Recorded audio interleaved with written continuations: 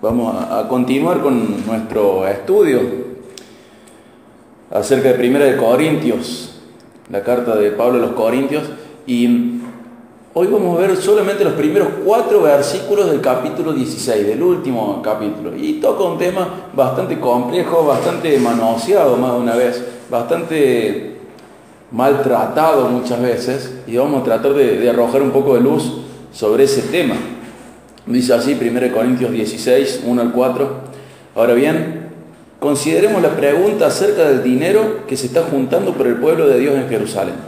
Deberían seguir el mismo procedimiento que les di a las iglesias de Galacia.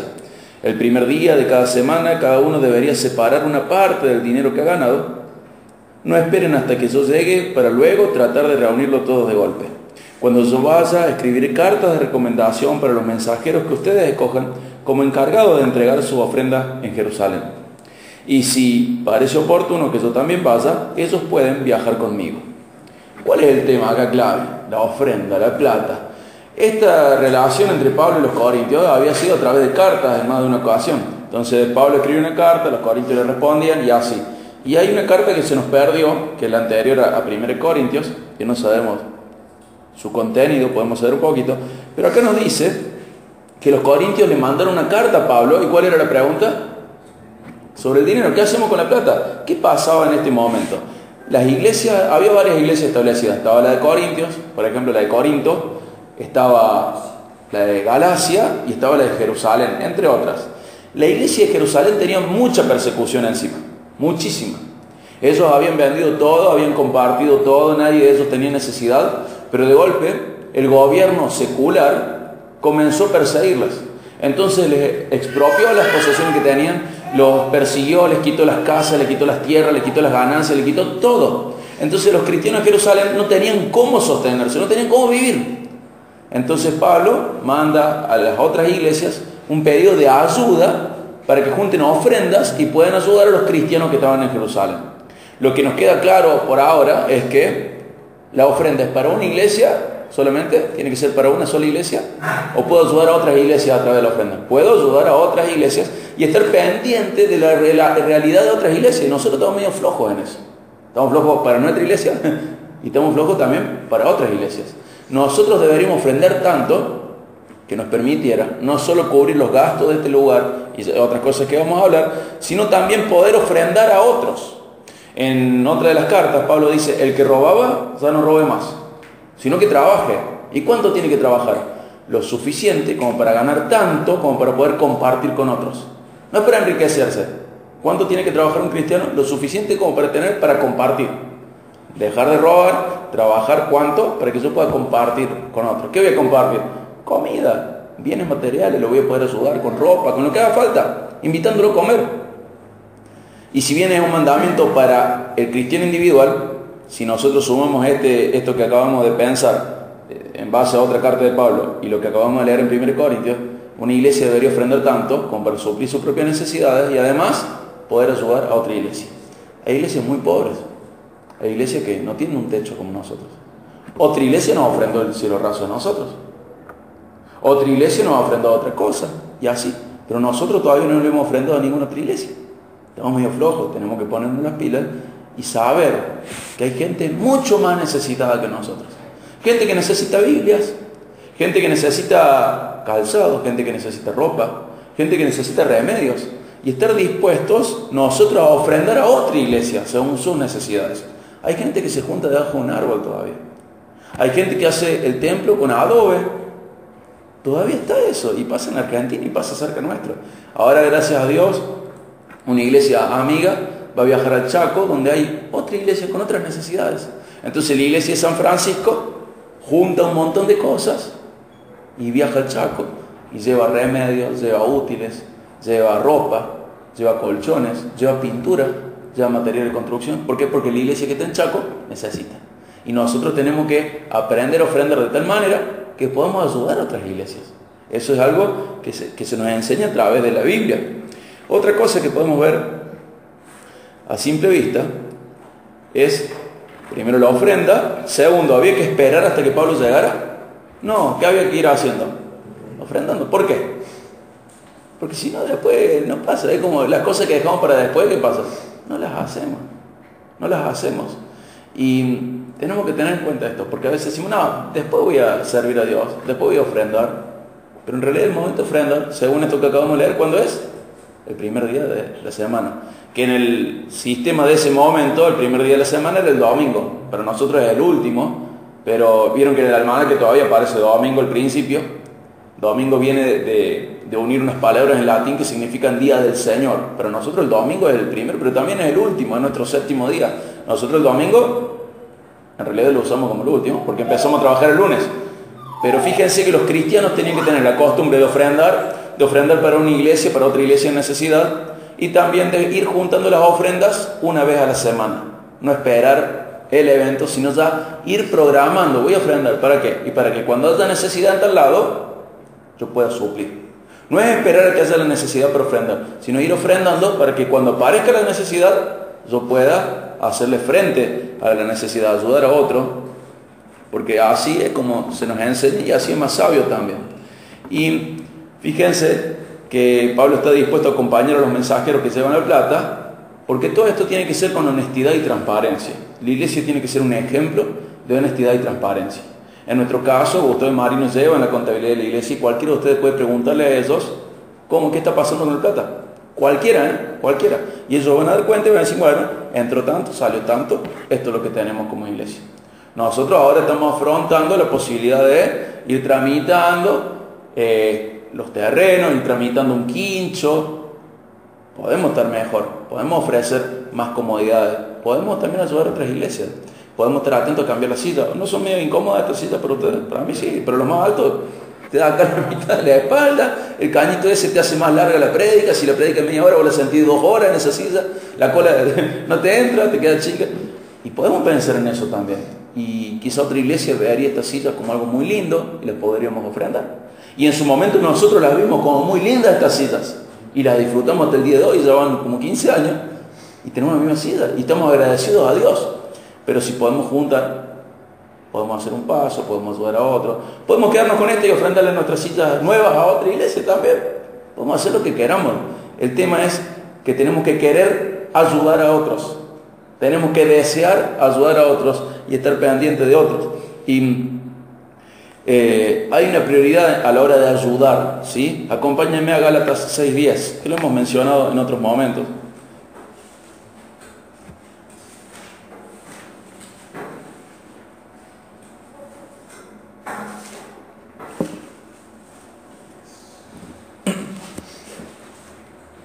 Dice Gálatas 6:10, por lo tanto, siempre que tengamos la oportunidad, hagamos bien a todos, en especial a los de la familia de la fe.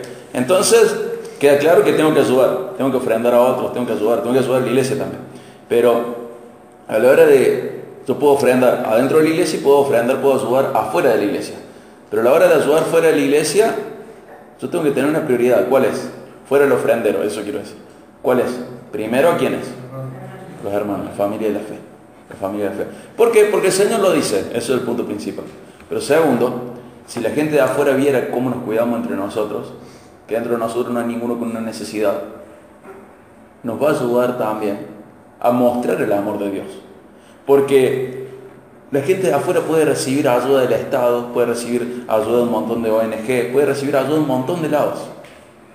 Y lo hace. Pero es un trato muy individual. No es que están demostrando amor, ellos están demostrando asistencialismo. Pero en cambio, si nosotros nos cuidamos entre nosotros, estamos expresando amor. Y nosotros queremos que otra gente conozca el amor de Dios. ¿Y cómo va a conocer el amor de Dios otra gente? Viendo cómo nos amamos nosotros. Que el amor de Dios está entre nosotros. Entonces yo tengo que ayudar siempre, cada vez que yo tengo oportunidad de ayudar a otros. Pero le tengo que dar prioridad a aquella persona que forma parte de la iglesia, a la familia de la fe. Y tenemos que saber que hay diferentes puntos que tienen que ver con la ofrenda también. La costumbre cristiana es un día a la semana. Según otro principio bíblico, ya lo vamos a buscar, es según haya prosperado. O sea que no es una cuota como en el club que todos pagan lo mismo, sino que cada uno según lo que haya prosperado va a dar. En mi caso, que soy independiente, soy monotributista, tengo semanas buenas, tengo semanas malísimas. Entonces mi ofrenda va a ser diferente un día a la de otro. Encima estamos en 2 iglesias, así que tengo que distribuir ofrenda. Pero va a cambiar según cada uno, según cómo haya prosperado, ¿sí? Y tiene que ser con amor, tiene que ser por voluntad propia y tiene que ser con discreción. O sea que yo no tengo que ir, miren cómo ofrendo yo, y vengo y ofrendo y veo que todos me miren mientras ofrendo. No lo tengo que hacer para hacerme ver, lo tengo que hacer con discreción. Es un paso normal. Lo tengo que hacer con amor, porque quiero bendecir a otro. El amor es interesado o desinteresado. Busca lo suyo, busca lo del otro. Entonces uno entrega y se acabó. Uno brinda la ofrenda y se acabó. A partir de ahí es un tema aparte. Uno le entrega desinteresadamente, sin buscar el beneficio propio, sino el beneficio de los otros. Y por voluntad propia. O sea que no es fijo, no es un monto fijo, sino que es según la prosperidad de cada uno. Es por voluntad propia, no porque alguien te obligue. Es con discreción, no para hacerte ver. Y es por amor, no interesadamente. Ya vamos a hablar un poquito más de esto. Y no tiene que confundirse con algo que pasaba en Israel. ¿Qué pasó en Israel? Algo que muchas iglesias, a mi modo de entender, han hecho de manera incorrecta. El diezmo. El diezmo, ya vamos a hablar más del diezmo, pero el diezmo era un impuesto nacional. Si nosotros viviéramos en esos tiempos, es como si la iglesia fuera además el gobierno del país, ¿sí? Ellos tenían enucleado en el mismo organismo el gobierno del país, el manejo del país y al mismo tiempo el manejo de la religión. Nosotros lo tenemos separados. Entonces nosotros pagamos impuestos y además ofrendamos. Para ellos era lo mismo y el diezmo era un impuesto cívico. Ya vamos a hablar un poquito más del diezmo. Pero les quiero hacer una pregunta. ¿Está bien que yo ofrende y por haber ofrendado me quede sin plata para pagar los impuestos? ¿Qué piensan? Está mal. Hay gente que dice, no, yo ofrendo. Si no puedo pagar los impuestos, no importa. No, no está bien eso. Acompáñenme a Romanos 13, 6 al 7.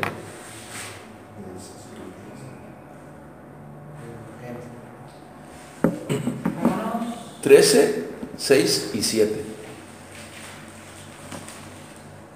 Recordemos que el diezmo era un impuesto de Israel, ¿sí? No era la ofrenda era otro tema. Ya vamos a hablar si puedo diezmar o no puedo diezmar. Ya lo vamos a hablar eso. Romanos 13, 6 y 7. Está hablando de la gente que sirve en el Estado, en el gobierno, y dice, por esas mismas razones, también paguen sus impuestos, pues los funcionarios del gobierno necesitan cobrar su sueldo. Ellos sirven a Dios con lo que hacen.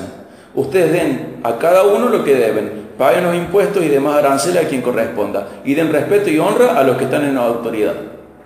¿Es difícil de entender esto? El señor policía, señor gendarme, ahora que está de moda todo esto, ¿es autoridad? Sí. ¿Dios lo usa? Sí. ¿Y yo qué tengo que hacer? Someterme a esa autoridad, excepto que me lleve a ir en contra de Dios. Mientras no me lleve a ir en contra de Dios, yo me someto a su autoridad. Sea policía, sea gendarme. Mientras no me lleve a pecar, yo me someto. Por favor, muéstreme los documentos. Sí, señor. Es autoridad. A nosotros los latinos nos cuesta muchísimo entender la autoridad.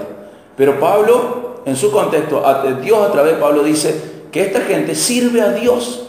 Son elementos de la gracia común. Está la gracia para salvación, es el regalo de la salvación, y está la gracia común, cosas que Dios le brinda a la humanidad para que la humanidad no se vaya más a la basura que lo que se está yendo. Entonces, ¿hay gendarmes corruptos? Sí. ¿Hay policías corruptos? Sí. ¿Hay abuso de autoridad? Sí. Pero si ellos no estuvieran, la sociedad sería peor.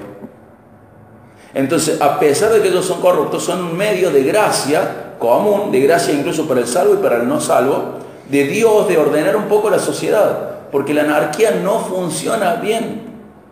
Entonces son autoridades puestas por Dios y nosotros les debemos respeto y tenemos que pagar los impuestos.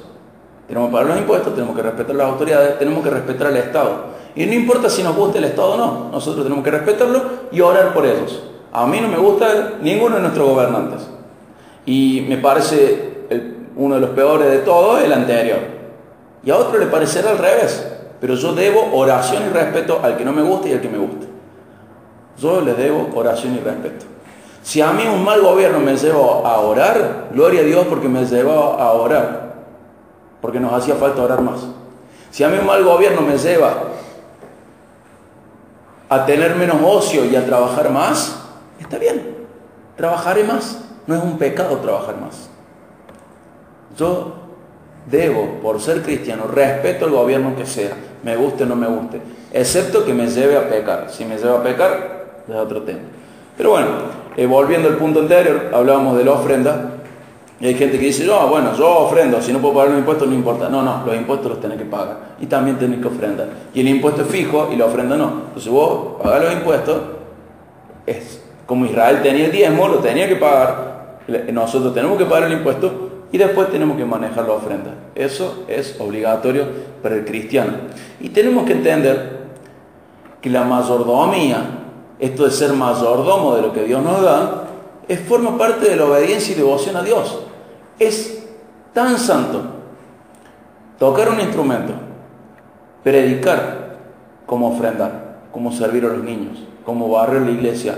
Son cosas que nosotros las hacemos para agradar a Dios, para obedecer a Dios. Son cosas que nosotros hacemos buscando glorificar a Dios. Orar y ofrendar están al mismo nivel. Son cosas que forman parte de la vida cristiana. Yo tengo que ofrendar, tengo que orar, tengo que leer la Biblia también, tengo que servir a otros, sí, tengo que predicar, sí, tengo que evangelizar, sí, y también tengo que ofrendar. Son cosas que van a la par, van juntas. Tengo que alabar a Dios también, y tengo que ofrendar. Y ustedes saben que nosotros no tenemos un discurso fuerte con la ofrenda, no hablemos casi nunca de ofrenda.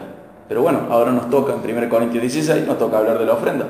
Y son realidades. Estoy tan obligado a orar como a ofrendar. Estoy tan obligado a leer la Biblia como a ofrendar. ¿Puedo ser cristiano y no leer la Biblia? Sí, pero estoy en desobediencia. ¿Puedo ser cristiano y no orar? Sí, pero estoy en desobediencia. ¿Puedo ser cristiano y no ofrendar? Sí, pero no estoy obedeciendo. Estoy siendo desobediente a lo que Dios dice. Dios dice que tenemos que ofrendar. Y acompáñenme, 2 Corintios 8, 10 al 15.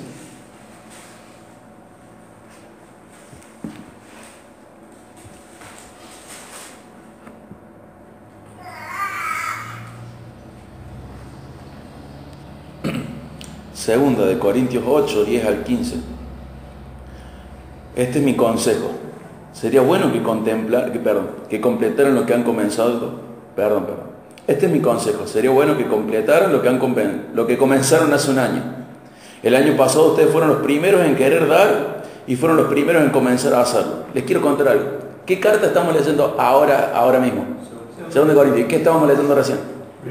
¿Qué les pasó a los corintios? ¡Sí! Vamos a ofrendar. Y el año siguiente se acabó la ofrenda. Entonces dice, este es mi consejo. Sería bueno que completaran lo que comenzaron hace un año. El año pasado ustedes fueron los primeros en querer dar y fueron los primeros en comenzar a hacerlo. Ahora deberían terminar lo que comenzaron. Que el anhelo que mostraron al principio corresponda ahora con lo que den. Fíjense, ¿con qué tenía que corresponder la ofrenda de ese momento? Con el anhelo de ¿cuándo? Del principio, no del momento. Porque a veces nos desanimamos. Si te acordás cómo tenías ganas de ayudar a lo de Jerusalén hace un año, bueno, recordalo ahora, así tu ofrenda se ve reflejada, tu deseo de hace un año se ve reflejado en tu ofrenda. Dicen que el anhelo que mostraron al principio corresponde ahora con lo que den. Den en proporción a lo que tienen. Todo lo que den es bien recibido si lo dan con entusiasmo. Y den según lo que tienen, no según lo que no tienen. Claro, con eso no quiero decir que lo que ustedes den deba hacerle fácil la vida a otros y difícil a ustedes. ¿Vieron? La ofrenda no tiene que hacer que la vida del otro sea fácil y la tuya difícil. ¿Sí? No es que uno tiene que sostener una obra o ofrendar de tal manera que uno se vaya a la miseria con tal de sostener la facilidad de vida del otro. No es ese el punto. Fíjense cómo sigue. Solo quiero decir que debería haber cierta igualdad. Ahora mismo ustedes tienen en abundancia y pueden ayudar a los necesitados. Más adelante ellos tendrán en abundancia y podrán compartir con ustedes cuando pasen necesidad. De esta manera habrá igualdad. Como dicen las Escrituras, a los que recogieron mucho, nada les sobraba. Y a los que recogieron solo un poco, nada les faltaba. ¿Se dan cuenta? La idea de Dios es que Él ha brindado a todo el pueblo de Dios con lo suficiente para hacer su obra. Nada más que a veces la mayoría la tiene una gente y los otros están sufriendo. Pero Dios le dio todo a la iglesia. ¿Y qué es lo que busca Dios? Que ni que sobre ni que falte. Ni que sobre ni que falte. Entonces, si nosotros vemos que el plan de Dios es que no sobre y que no falte, pero vemos una iglesia a la que falta, ¿qué podemos saber de otra iglesia? Que le sobre. Porque Dios ha brindado a su pueblo, a toda su iglesia, lo justo y necesario para que toda su iglesia no pase necesidad. Cuando a una iglesia le falta es porque a otra le sobra. Cuando a una iglesia le sobra es porque a otra le falta. La ofrenda no tiene que llevar a que el otro viva fácilmente y que uno viva en la miseria. ¿Sí? Nadie. Pero tenemos que saber que cuando nos sobra a nosotros, que somos mayordomos, es porque a otro le está faltando. Nadie es dueño de lo que tiene. Dios es el dueño. Y ha decidido que todo su pueblo tenga riquezas, que tenga bienes. Pero cuando a vos te sobra, tenés que saber que eso que te sobra es para otra cosa. A otro le falta. Y podemos ver que en realidad nosotros, en más de una ocasión, podríamos dar un poquito más sin ser tan sacrificados. ¿Ustedes saben que la mayoría de las iglesias gastan más en mascotas que en misioneros? Si uno hace una lista de lo que gasta toda la membresía de una iglesia en perros, se da cuenta que pone para el perro mucho más que lo que pone para una ofrenda misionera. Es triste esto. Hay gente que dice, no, yo no ofrendo porque yo quiero dar a misiones. Y después llega el día en el que se ofrenda para misiones y no ofrenda nomás. Simplemente era una excusa. Entonces, por ahí estoy señalando dos cosas. Por un lado, ser honestos. Si uno quiere ofrendar, ofrenda, donde sea y cuando sea.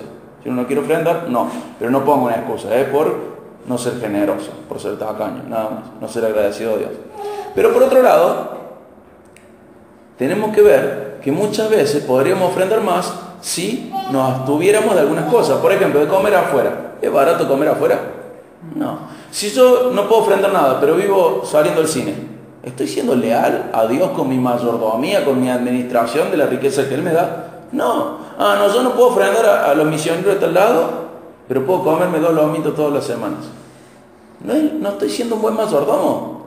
Porque Dios me ha dado, no para que yo coma lomito específicamente, sino que Dios me ha dado para administrar bien. Y si yo no puedo ofrendar a otros porque gasto cosas de manera innecesaria, estoy siendo desleal al Dios que es dueño de todo.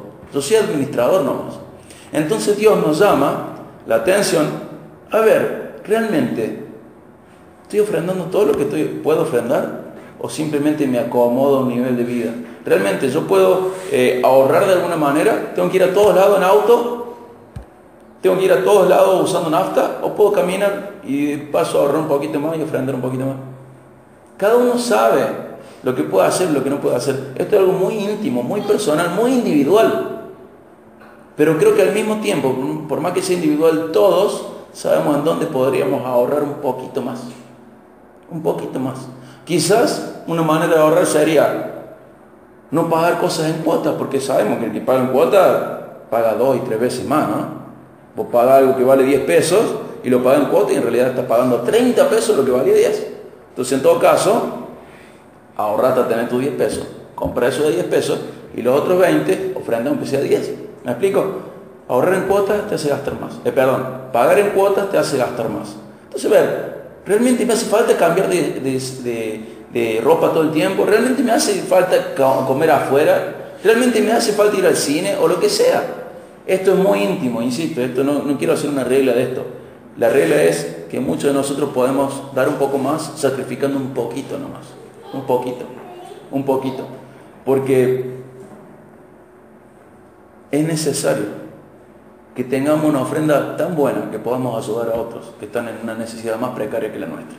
Es necesario que el reino de Dios siga avanzando y Dios ha decidido usar medios humanos para avanzar en su reino. Y tenemos que saber que Dios ha brindado a su pueblo todo lo que le hace falta para que su obra se complete. El Señor ha brindado todo lo que hace falta a su pueblo para que sus propósitos se cumplan. Incluso su Hijo. incluso a su Hijo. Dios quería salvar y mandó a su Hijo para que seamos salvos. Y con Él mandó todo lo que nos hace falta según sus propósitos. El tema es que a veces nos falta porque no estamos administrando bien. Nos falta no porque no haya riqueza, sino porque no la estamos administrando como Dios quiere. Nos estamos creyendo los dueños de lo nuestro, siendo que somos administradores. Y voy a hablar un poquito. ¿Han escuchado alguna vez, dale 100 a Dios, así Dios te da 1000? ¿Han escuchado esa frase, así ese principio? Está mal, está mal. Es decir, bueno, a ver, vos dale a Dios porque Dios te va a dar más. No, yo le tengo que dar a Dios, ¿por qué? Por obediencia. Por agradecimiento y obediencia por lo que Él ya hizo por mí, yo le tengo que dar, tengo que ofrendar por lo que Él ya hizo, no para ver qué me da Dios. Y la obediencia pasa lo mismo. Yo no tengo que obedecer para ver qué me da Dios. Yo tengo que obedecer porque Él es Dios y es digno de ser obedecido. Y tengo que obedecer porque estoy agradecido por la bendición que ya me dio. Soy hijo suyo, voy al cielo. Y a veces hago este pequeño ejercicio lógico, y seguro que ustedes lo escucharon alguna otra vez. Pero ¿cuál es el primer mandamiento? Amar a Dios con todo lo que soy, ¿no? Entonces el primer mandamiento es amar a Dios. ¿El amor puede ser interesado? No. 1 Corintios 13 nos decía, el amor no busca lo suyo, no busca lo propio, no busca el beneficio propio. O sea, el amor no es interesado. Entonces yo digo que ofrendo por amor, pero en realidad yo quiero un beneficio, no estoy amando y estoy rompiendo el primer mandamiento. Si yo obedezco a Dios, porque yo digo, bueno, yo quiero obedecer a Dios, pero para ver cómo me bendice Dios, no lo estoy amando porque estoy obedeciendo según una búsqueda de mi propio beneficio. Yo tengo que obedecer a Dios porque Él merece ser obedecido y por agradecimiento por lo que Él ya hizo por mí. Entonces entender que la bendición ya nos alcanzó. Ya nos alcanzó. Y no puedo alcanzar la bendición a través de la obediencia. ¿Por qué? ¿Se acuerdan de Santiago que decía, si uno no cumple toda la ley, ¿qué pasa? Es como si no hubiera cumplido nada. Si uno cumple toda la ley, dice Santiago, y le falta un punto, ¿es igual a qué? Alguien que rompió todos los mandamientos. Entonces en realidad no me conviene buscar la bendición a través de la obediencia, porque una obediencia perfecta y ninguno de nosotros la podría tener. En Deuteronomio decía lo mismo, en Santiago lo vuelvo a repetir. Lo que quiero decir es que uno lo hace por amor y por agradecimiento y porque Dios es digno de ser obedecido. Y esto también impacta la ofrenda. Fíjense en Romanos 12.1. ¿Quién lo quiere leer bien fuerte? Romanos 12.1. Lo hemos tenido en cuenta en otros momentos también. Por lo tanto, amados hermanos, les ruego que entreguen su cuerpo a Dios por todo lo que Él ha hecho a favor de ustedes, que sea un sacrificio vivo y santo, la clase de sacrificio que a Él le agrada. Esa es la verdadera forma de adorar. Pero ¿cuál era la motivación? Por lo tanto, hermanos, les ruego que... ¿Y cuál es la motivación? Por lo que Él ya ha hecho a favor de ustedes. Entonces la bendición ya está encima mío porque Él ya me salvó, ya soy hijo suyo, ya voy camino al cielo y por eso yo me voy a sacrificar. Por eso voy a hacer un sacrificio vivo, agradable y santo, porque Dios ya lo merece y porque Dios ya me ha bendecido siendo un hijo de Dios. Entonces, yo lo voy a hacer por eso nomás. Pregunta, ¿cuántos de Dios? Acompáñenme a Job 41:11. Todos estos que dicen, dale a Dios, así Dios te da más. Dale 100 a Dios, así Dios te da 1000. Fíjense qué equivocados que están. 41:11. Dice Dios. Job está justo antes de Salmos. Y Salmos está a la mitad, así que cerra la Biblia, la abrí a la mitad y te da un poquito a la izquierda. Cerra la Biblia. Job 41:11. ¿Entendí cómo? Job 41:11. Dice, ¿quién me ha dado algo para que yo tenga que pagárselo? Todo lo que hay debajo del cielo es mío. ¿Se dan cuenta? ¿Cuánta gente predica? Dame así, dale a Dios, así Dios te da. Y Dios dice, ¿quién me ha dado a mí tanto como para que yo tenga que devolvérselo? Todo es mío. Qué diferente es escuchar una prédica bíblica a una que está buscando llenar los bolsillos del que está predicando. Qué diferente. Acompáñenme Romanos 11, 35 y 36. Romanos 11, 35 y 36.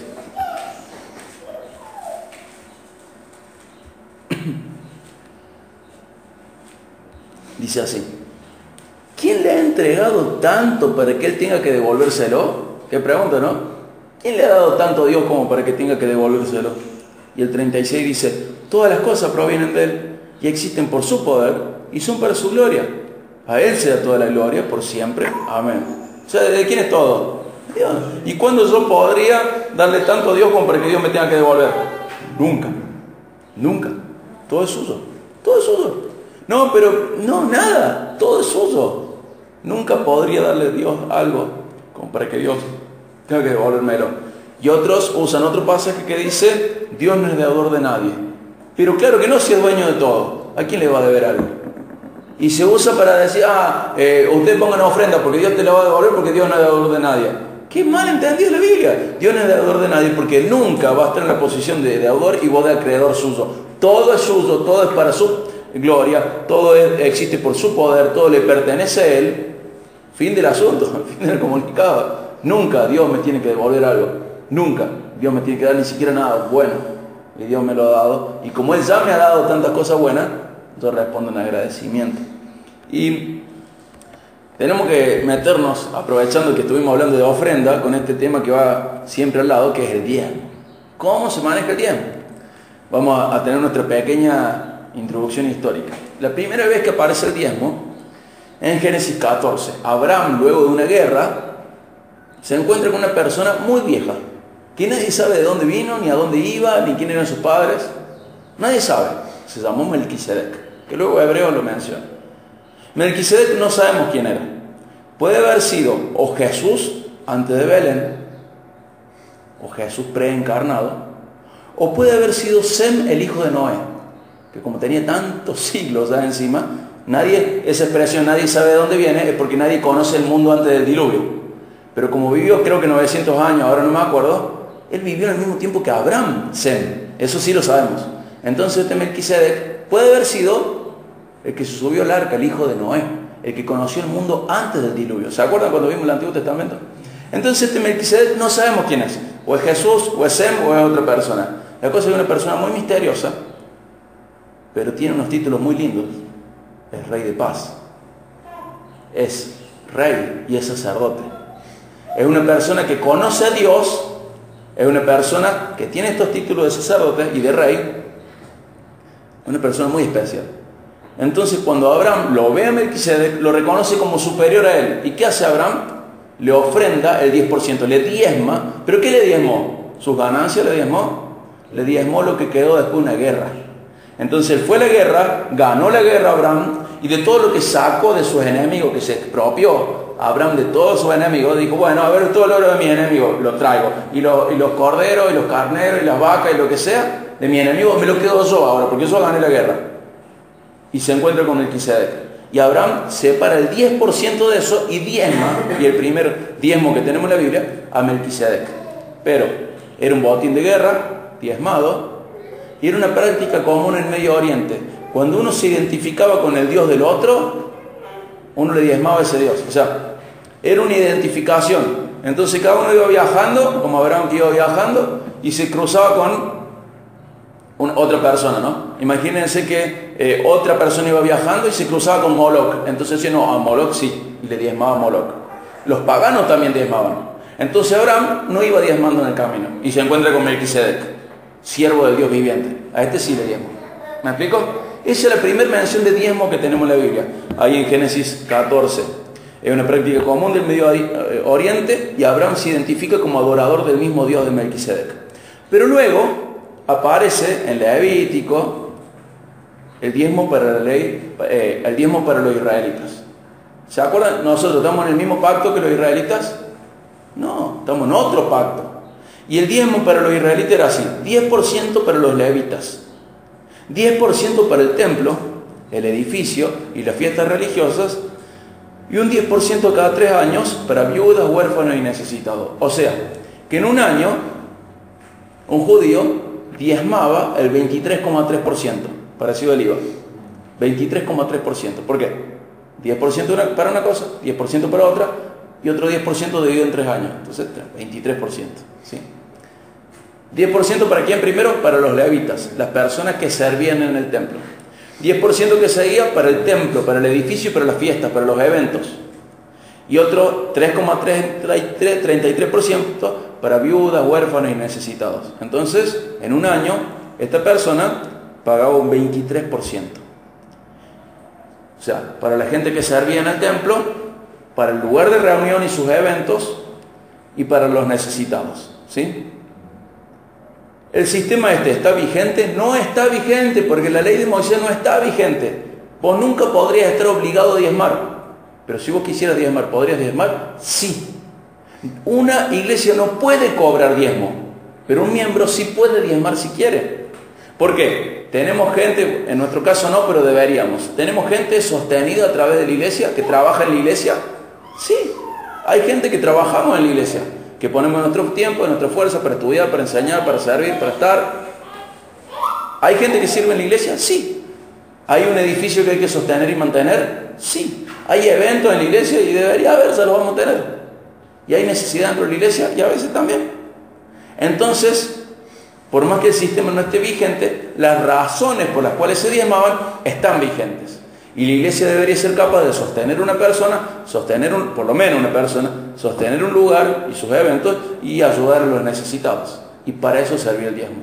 Entonces el sistema no está vigente, pero las razones sí están vigentes. ¿Me explico? No se puede cobrar, pero sí con generosidad se debería dar. Pero ¿cuál es el ejemplo? El ejemplo de cristianismo, de cristiano con la ofrenda. Acompáñenme a 2 Corintios 12:15. ¿Cómo es el ejemplo que tenemos? Insisto, el sistema no está vigente, pero los principios sí están vigentes. Las razones sí están vigentes. 2 Corintios 12:15 dice, fíjense el ejemplo que nos da Pablo. Con gusto me desgastaré por ustedes y también gastaré todo lo que tengo, aunque parece que cuanto más los amo, menos me aman ustedes a mí. Fíjense, ¿cuál es el principio para el cristiano? No para el israelita. ¿Cuál es el principio para el cristiano? Amar al otro. Y si amar al otro te lleva a gastar tu plata, hay que hacerlo. Y si amar al otro te lleva a gastar tu plata y gastarte vos mismo, también lo vamos a hacer. El principio del cristiano es este. Todo es de Dios, todo es para su gloria. Nosotros solo somos administradores, mayordomos de lo que Dios nos ha dado. Incluso de nuestro cuerpo. Incluso de nuestro cuerpo. De nuestro tiempo, de nuestra fuerza y de nuestro dinero y de nuestros bienes materiales. Entonces vemos que hay principios vigentes. Una buena administración, generosidad, solidaridad, cooperación. Somos dueños de nada, pero administradores de todo. Y el motivo que leímos en Romanos 12:1. Eso está vigente. Tengo que ser un buen administrador. Tengo que ser generoso. Tengo que ser solidario. Tengo que cooperar. Tengo que saber que no soy dueño de nada, pero soy administrador de todo lo que tengo. Y tengo que recordar siempre cuál es el motivo. Que Dios me amó. Y por eso Él es digno de mi agradecimiento. Y quiero mencionar algunas advertencias. ¿Vieron que hay papás que nunca están con sus hijos, pero le regalan todos los juguetes? Gente que no está nunca, pero le compra la bici. No está nunca, pero le compra la Play o lo que sea. Es un papá ausente, pero que le regala cosas a su hijo para que la ausencia duela menos. Yo no puedo tratar a Dios de esa manera. Entonces digo, mira, Dios, yo te ofrendé. Ahora no me molestes hasta el domingo que viene. Yo no puedo tratar a Dios como ese padre ausente trata a sus hijos, regalándole cosas. No es así la relación con Dios. Otra advertencia es algo que hacían los fariseos y algunas personas religiosas de la época de Jesús, que está por ejemplo en Mateo 23:23 y Marcos 7:11. Mateo 23:23 dice, nosotros diezmamos todo, decían los religiosos. Diezmamos la enelda, el comino, ¿vieron lo que son el comino? Me importa un comino, ¿qué significa eso? No me importa nada, porque el comino es chiquitito. Entonces, me importa el comino. Dice, ustedes diezman el eneldo, la menta, el comino. ¿Qué significaba esto? Que si ellos tenían, qué sé yo, 1000 hojitas de comino y le iban a contar, y iban a decir, bueno, yo pongo de las 1000, yo pongo 100 para Dios. Y diezmaba sus ganancias en especias, en lo que habían sacado de la tierra. Tengo 1.000.000 de semillitas de alpiste. Y iban y le sacaban el 10% de las semillitas. Y después iban y se hacían los grosos, los religiosos. Miren, yo diezmo hasta el comino. Yo diezmo hasta el alpiste. Yo diezmo hasta las hojitas de menta. Dice Jesús, ¿ustedes están diezmando y se olvidan de ser buenos con los demás? Se olvidan de ser misericordiosos, creen que por ofrendar ya no tienen que hacer nada más. Y Jesús los reta por esto, los denuncia por esto. Y en otra situación, en Marcos 7:11, también los denuncia y dice, ustedes ofrendan y ¿saben qué? Y después no cuidan a sus padres diciendo, yo te ayudaría, papá y mamá, pero no te ayudo porque ofrendé. Es terrible esto. Gente que ofrenda un montón, pero se olvida de hacer todo lo demás que tiene que hacer. Y encima usa de excusa la ofrenda para mostrarse o más religioso, más espiritual, o para no ayudar a los padres. Y usar de excusa la ofrenda para no ayudar a los demás. En otra carta Pablo dice que cada uno tiene que dar cuenta por su casa. Cada uno tiene que velar por las necesidades de su familia. Y dice, si alguno de ustedes no cuida los de su propia familia, es peor que un incrédulo. Ha negado a la fe. Durísimo. O sea que yo tengo que ofrendar, pero no me tengo que olvidar de las otras cosas. No me tengo que olvidar de ayudar en mi casa, estar presente para mis viejos. No me tengo que ayudar de todo eso. Y a veces todo eso va a hacer que ofrende menos. Puede pasar, porque no alcanzo más. Pero yo nunca debería decir, ya cumplí con Dios, así que mi viejo que se encargue Dios. Yo ya le ofrendé a Dios, que mi viejo se encargue Dios. O yo ya le ofrendé a Dios, así me voy a comportar como yo quiero. No, son advertencias muy fuertes. Tengo que ofrendar, pero no me tengo que ir al extremo de ofrendar y que no me importe nada más. ¿Sí? Son cosas. Nosotros quizás estamos en el otro extremo, que tenemos que aprender a ofrendar. Y les quiero leer rapidito. Al final de Proverbios hay una persona que va a alargar un punto muy sabio, que es Agur. En Proverbios 30, 7 al 9 dice, Proverbios 30, 7 al 9. Oh Dios, te ruego 2 favores. Concédemelos antes de que muera. Primero, ayúdame a no mentir jamás. Segundo, no me des pobreza ni riqueza. Dame lo suficiente para satisfacer mis necesidades. Si me hago rico, podría negarte y decir, ¿quién es Dios? Yo no lo necesito. Y si soy demasiado pobre, podría robar y así ofender el santo nombre de Dios. Nosotros a veces tenemos en cuenta el riesgo de la pobreza. Si no, si sos pobre, capaz que terminas robando, capaz que terminas haciendo cosas deshonestas. Pero estamos viendo el riesgo de la riqueza. Capaz que me olvido de Dios y pienso que no le necesito más. Entonces Agur con muchísima sabiduría dice, Dios, háceme este favor, por favor. No me des ni de más ni de menos. Dame lo que necesito. Ese es el punto justo. Y desde ahí, cuando Dios te da lo que necesitas, Dios te da todo lo que te hace falta. Y puedes ofrendar, puedes ayudar a otros, puedes compartir con otros. Pero guarda con la pobreza, por ociosidad, por querer ser pobre, por querer tomar atajos que no puedo tomar. Y guarda con la riqueza, porque a veces te lleva a olvidarte de Dios. Y este tema es muy importante y no lo tocamos mucho, así que quiero comentar algunas cositas más antes del pasaje final que vamos a leer. Quiero hacerles reflexionar en esto. ¿Cuáles son nuestros recursos? ¿Qué recursos tenemos? ¿Tenemos dinero? O sea, mucho o poco es un recurso. ¿Tenemos dinero? ¿Tenemos fuerzas? Y tenemos tiempo. Son nuestros 3 recursos, grandes recursos. Tengo dinero, bienes materiales, tengo fuerzas y tengo tiempo. En dinero no somos todos iguales. En fuerzas tampoco, pero en tiempo sí. En tiempo sí. Y te animo a estar pendiente de ofrendar dinero, de ofrendar fuerzas, cansate por Dios. Y ofrendar tiempo, dedícale tiempo a Dios. De ofrendar las 3 cosas, no solo plata. Que ofrendes tiempo, que ofrendes fuerzas y te canses por Dios. Y hagas cosas que no tenés ganas de hacer y cansate por Dios. Y que ofrendes dinero también. Dinero, tiempo y fuerzas. ¿Por qué? Porque son tus recursos y Dios es dueño de las 3 cosas. De tu tiempo, de tus fuerzas y de tu dinero. Y Dios merece que los administres bien. Y acompáñame a 2 Corintios 9, 7 al 15. 2 Corintios 9, 7 al 15.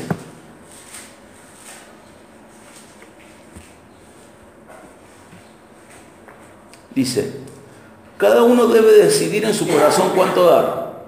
¿Quién decide? Cada uno en su corazón. No den de mala gana ni bajo presión. O sea que es una presión decirte, vení, pon esa. Si no pones ahora, Dios te va a maldecir. ¿Es presión? Está mal. No tiene que ser hecho. En muchos lugares se hace, nosotros no lo debemos hacer nunca, ni ceder a esas presiones. No den de mala gana. Dice, porque Dios ama a la persona que da con alegría. Qué lindo, ¿no? Y Dios proveerá con generosidad todo lo que necesiten. Entonces siempre tendrán todo lo necesario y habrá bastante de sobra para compartir con otros. Como dicen las Escrituras, comparten con libertad y dan con generosidad a los pobres. Sus buenas acciones serán recordadas por siempre. O sea, hasta acá, ¿qué tenemos que saber? ¿En dónde se decide cuánto dar? En nuestro corazón. ¿Con qué intención? ¿Con qué actitud? Nunca de mala gana ni bajo presión. ¿Dios ama a quién? Al dador alegre, al que da con alegría. Y Dios va a proveer con generosidad todo lo que me haga falta. Es fe también, Yo doy sabiendo que Dios me va a proveer. Y a veces me falta la fe, por eso no doy. A ver si Dios se olvida de mí. Pero acá dice que Dios se acuerda de mí. Y que si yo doy con buena gana, con alegría, Dios está pendiente de mí. Dice, Dios nos va a dar lo que necesitamos. Dice, siempre tendrán todo lo necesario y habrá bastante de sobra para compartir con otros, que es el plan de Dios. Como dicen las Escrituras, comparten con libertad y dan con generosidad a los pobres. Sus buenas acciones serán recordadas por siempre. El 10 dice, pues es Dios quien provee la semilla al agricultor y luego el pan para comer. De la misma manera, Él proveerá y aumentará los recursos de ustedes y luego producirá una gran cosecha de generosidad en ustedes. Efectivamente, serán enriquecidos en todo sentido para que siempre puedan ser generosos. Y cuando llevemos sus ofrendas a los que las necesitan, ellos darán gracias a Dios. Entonces, dos cosas buenas resultarán del ministerio de dar. Por un lado, se satisfarán las necesidades de los creyentes de Jerusalén. Y ellos expresarán con alegría su agradecimiento a Dios. O sea, ¿cuáles son las dos cosas buenas? Se satisfacen las necesidades del necesitado. Y por otro lado, hay agradecimiento y alabanza a Dios. Y el 13 dice, como resultado del ministerio de ustedes, este servicio, esta ofrenda, ellos darán gloria a Dios, pues la generosidad de ustedes, tanto hacia ellos como a todos los creyentes, demostrará que son obedientes a la buena noticia de Cristo. Y ellos orarán por ustedes con un profundo cariño debido a la desbordante gracia que Dios les ha dado a ustedes. Gracias a Dios por este don que es tan maravilloso que no puede describirse con palabras. O sea que una ofrenda, y por un lado se satisfacen las necesidades, y por otro lado hay gente que alaba y agradece a Dios y oran por nosotros. Fíjense qué importante que es dar, cuántos beneficios trae dar. Y si tenemos que ver al máximo ofrendante, ¿quién fue? Sí. La máxima ofrenda fue Cristo y el máximo ofrendante fue Dios Padre. Y nosotros que somos embajadores de Dios, representantes de Dios en la tierra, tenemos que ser de la misma manera, ofrendar, tenemos que dar. Tenemos que ser capaces de ayudar al necesitado, ser capaces de sostener un lugar, ser capaces de sostener a la gente que se dedica al avance de la obra y ser capaces de estar pendientes de todo lo que hace falta para una iglesia. Y eso es algo muy individual. Pero tenemos que entender que esto nos afecta a todos. Somos dueños de nada, pero somos administradores de todo. No confundamos las cosas.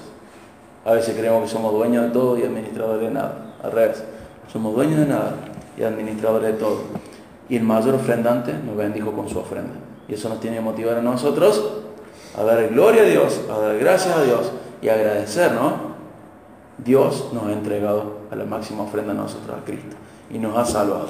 Entonces, en función de eso nos tiene que motivar para bendecir a otros a través de nuestra ofrenda, ¿sí?